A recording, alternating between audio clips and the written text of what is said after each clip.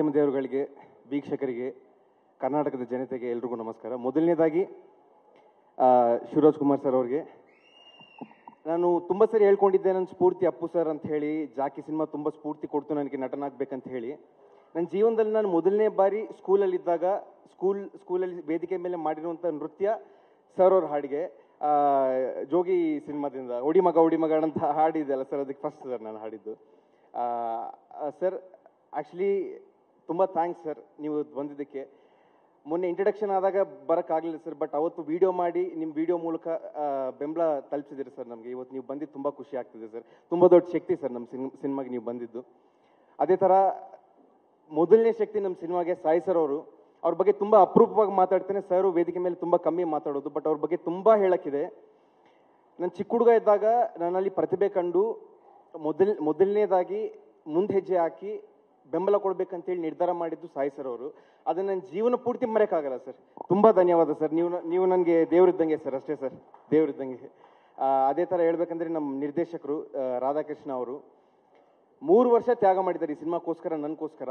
ನನ್ನ ಅಣ್ಣ ಇದ್ದಾಗೆ. ಅವ್ರ ಪ್ರತಿಭೆ ಕೇವಲ ಈ ಸಿನಿಮಾ ಅಲ್ಲ, ಇದನ್ನು ಮೀರಿ ತುಂಬ ಇದೆ. ಅದು ಅವ್ರ ಭವಿಷ್ಯದಲ್ಲಿ ಖಂಡಿತ ನಿಮಗೆ ತೋರಿಸಿ ನಿಮ್ಮ ಮೆಚ್ಚುಗೆ ಪಡ್ತಾರೆ ಅಂತ ಹೇಳಿ ನಾನು ನಂಬ್ತಾ ಇದ್ದೇನೆ. ಆ್ಯಂಡ್ ಜನೀಲಾ ಮೇಡಮ್ ಅವರು, ಮ್ಯಾಮ್ 13 ವರ್ಷ ಆದಮೇಲೆ ತೆರೆ ಮೇಲೆ ಮತ್ತೆ ನೀವು ಬರ್ತಾ ಇದ್ದಾರೆ ನಮ್ಮನ್ನು ನಂಬ್ಕೊಂಡು ma'am. And I'm pretty sure we have delivered ma'am. ನಿಮ್ಗೊಂದು ಅದ್ಭುತವಾದಂಥ ಹಿಟ್ ಕೊಟ್ಟಿದ್ದೀವಿ ಅಂತ ಹೇಳಿ I can proudly say ma'am. ತುಂಬ ಅದ್ಭುತವಾದಂಥ ಕ್ಯಾರೆಕ್ಟರ್ ನೀವು ಮಾಡಿದ್ದೀರಾ. And you are the most amazing woman I've ever met in my life ma'am.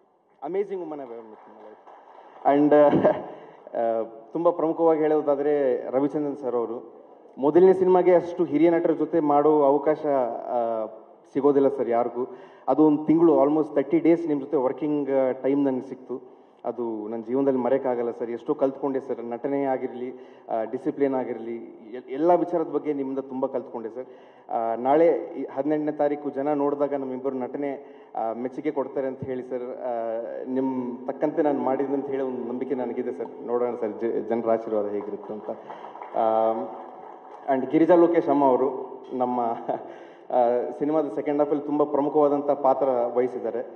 ತುಂಬ ಥ್ಯಾಂಕ್ಸ್ ಮ್ಯಾಮ್. ತುಂಬ ಅದ್ಭುತವಾದಂಥ ಪಾತ್ರ ಮಾಡಿದ್ದಾರೆ ತಾವು. ಅದೇ ಥರಾಗಿ ಪಾಪು ಹೆಸರು ಪೇರು ಸಂಹಿತಾ ಅಂತ ಹೇಳಿ ಫ್ಲ್ಯಾಶ್ ಬ್ಯಾಕಲ್ಲಿ ಒಂದು ಅದ್ಭುತವಾದಂಥ ಪಾತ್ರ ಮಾಡಿದ್ದಾರೆ ಹುಡುಗಿ. ತುಂಬ ಅದ್ಭುತವಾದಂಥ ಭವಿಷ್ಯ ಇದೆ ಅವರಿಗೆ. ಒಳ್ಳೆಯದಾಗಲಿ ಅಮ್ಮ ನಿಮಗೂ.